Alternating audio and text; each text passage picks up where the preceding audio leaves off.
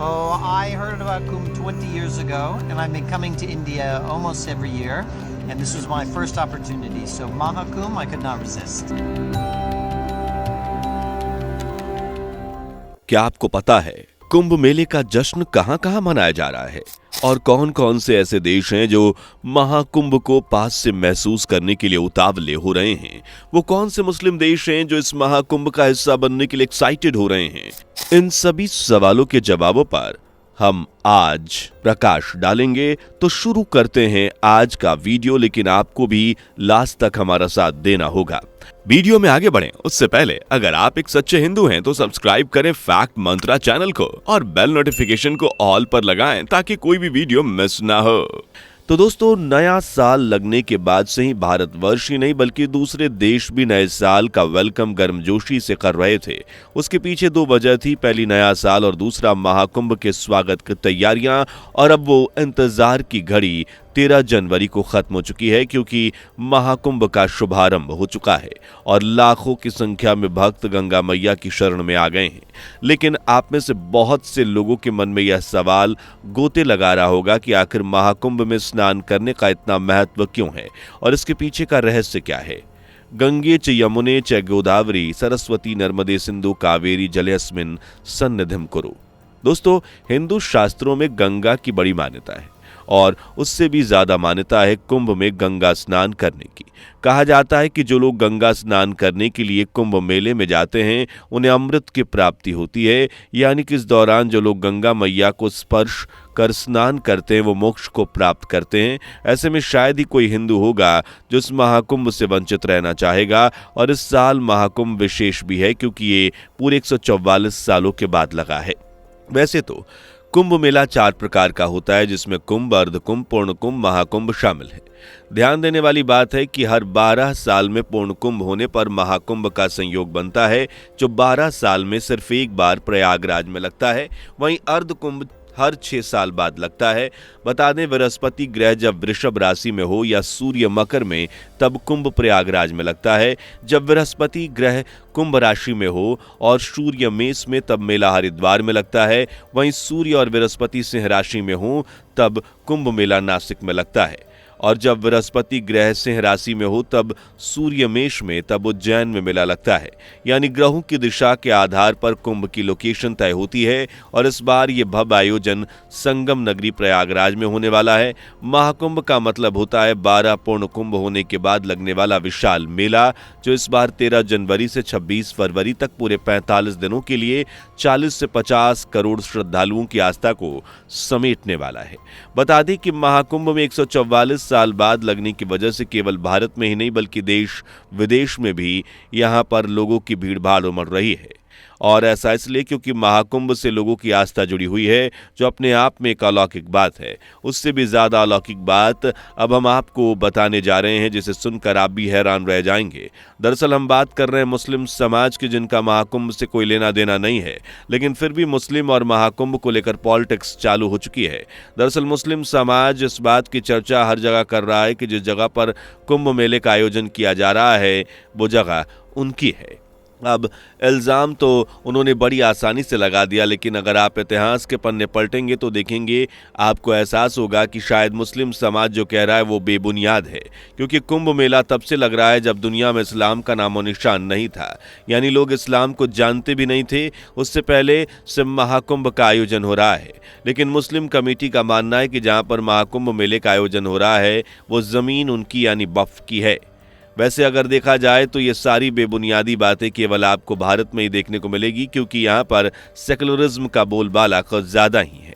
बता दें कि महाकुंभ के बारे में खबरें काफी महीने पहले ही से टेलीकास्ट की जा रही हैं और जब एक सर्वे ने इस पर डीपली रिसर्च किया तो ये पाया कि महाकुंभ भारत में ही नहीं बल्कि दुनिया भर में चर्चा का विषय बना हुआ है। और जब हमने इंटरनेट का दरवाज़ा खटखटाया तो हमने पाया कि उसे जानकर तो हम हैरान ही रह गए, क्योंकि गूगल ने हमें जो रिजल्ट शो किए उस हिसाब से महाकुंभ के बारे में बहुत से देश न केवल सर्च कर रहे हैं बल्कि भारत आने के लिए और महाकुंभ का हिस्सा बनने के लिए फ्लाइट्स की टिकट्स भी बुक किए जा रहे हैं। अब अगर उन लोगों की बात करें तो इस लिस्ट में जो देश आते हैं उसमें America, Britain, Thailand, Australia, Singapore, ये वो देश हैं जहां लोग महाकुंभ के बारे में जानने के लिए सबसे ज्यादा एक्साइटेड हैं। और रिपोर्ट के मुताबिक यूरोपियन कंट्रीज महाकुंभ के बारे में सबसे ज्यादा सर्च कर रही है। ये तो बात थी यूरोपियन कंट्रीज की। अब चलिए जान लेते हैं कि वो कौन कौन से मुस्लिम देश है जो महाकुंभ को जानने के लिए गूगल पर सर्च कर रहे हैं और उसे और गहराई से जानने के लिए वीडियोस भी देख रहे हैं। सबसे पहले इस लिस्ट में आता है तुर्की देश। जहां आपने कान पर बिल्कुल सही भरोसा किया है, हम तुर्की जैसे कट्टर देश की बात कर रहे हैं। और हम ऐसा इसलिए भी कह रहे हैं क्योंकि वहां के लोग कुंभ की आस्था को समझने के लिए भारत आ रहे हैं। वहीं तुर्की जैसे एक और मुस्लिम देश कतर में भी मुसलमान महाकुंभ में पधार रहे हैं और वहां पर स्नान कर एक अनोखा आनंद ले रहे हैं। वहीं जब हमारी रिपोर्ट्स ने एक तुर्की महिला से बात की तो उनका एक्सपीरियंस जानना चाहा तो उन्होंने क्या कहा, चलिए आपको बताते हैं। उन्होंने कहा कि मैं पहली बार ऐसी किसी रिलीजियस इवेंट में शामिल हुई हूँ। यहाँ पर मैंने बहुत सारे टेम्पल्स एक्सप्लोर किए और यहाँ का एक्सपीरियंस मेरे लिए काफी अच्छा रहा। यहाँ पर बहुत सारी प्रार्थनाओं के साथ ब्लेसिंग्स भी ली। मैंने यहाँ आकर बहुत एंजॉय किया और अब मैं यहाँ पर गंगा स्नान भी करने वाली हूँ जो मेरे लिए काफी एक्साइटेड होगा। Very impressed. It's very well organized. We're staying in a very nice tent colony, and yeah, it's very pleasant.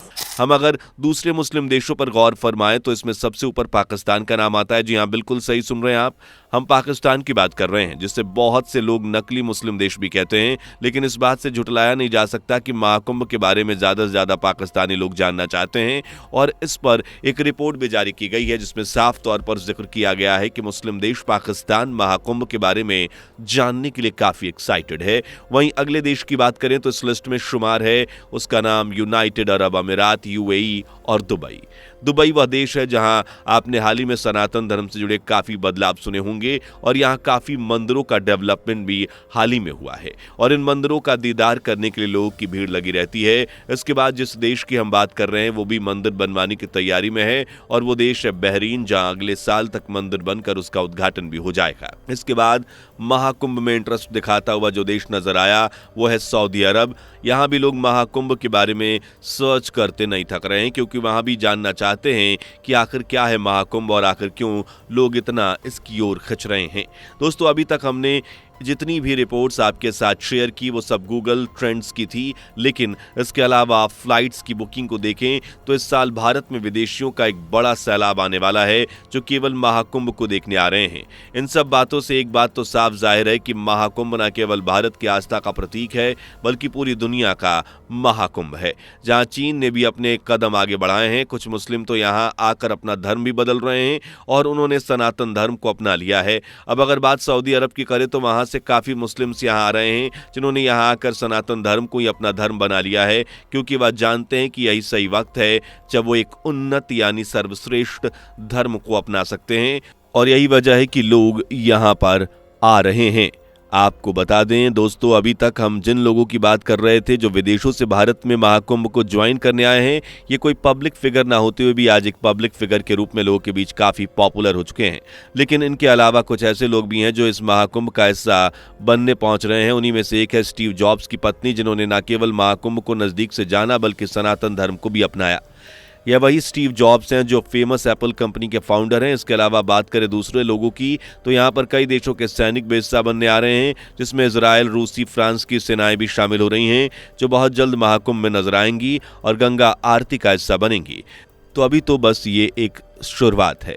26 फरवरी तक यहाँ बहुत कुछ ऐसी चीजें होंगी जो हमारी सोच से भी परे हैं। ये सब देखकर एक बात तो साफ जाहिर है कि यह सिर्फ एक मेला नहीं बल्कि ये महाकुंभ है उस भारत का जहाँ धार्मिक आस्था को सबसे ऊपर रखा जाता है, जिसे आस्था की दृष्टि से देखा जाता है और यह महाकुंभ है सनातन विज्ञान, ज्ञान और तर्क का।